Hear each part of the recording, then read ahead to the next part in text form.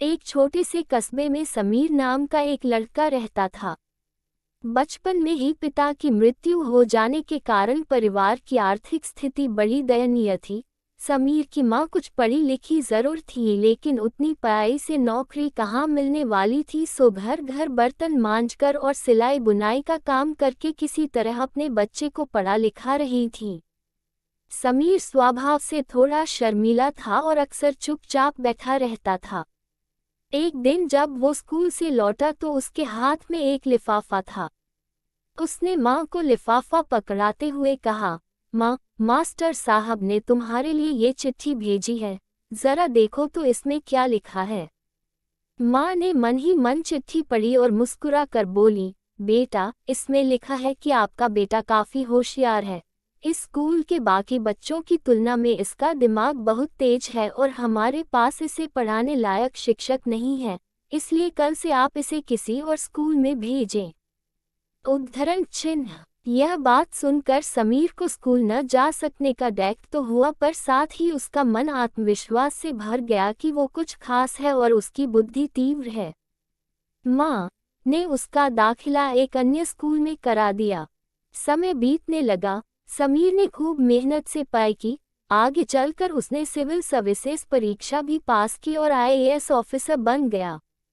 समीर की माँ अब बूढ़ी हो चुकी थी और कई दिनों से बीमार भी चल रही थी और एक दिन अचानक उनकी मृत्यु हो गई। समीर के लिए ये बहुत बड़ा आघात था।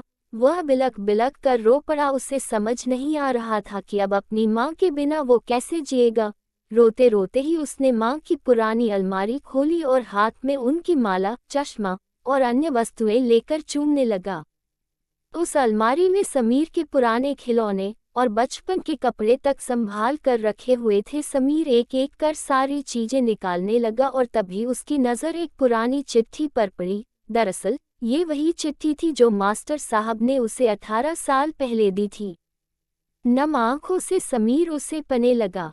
आदरणीय अभिभावक, आपको बताते हुए हमें अफसोस हो रहा है कि आपका बेटा समीर पढ़ाई में बेहद कमज़ोर है और खेल कूद में भी भाग नहीं लेता है।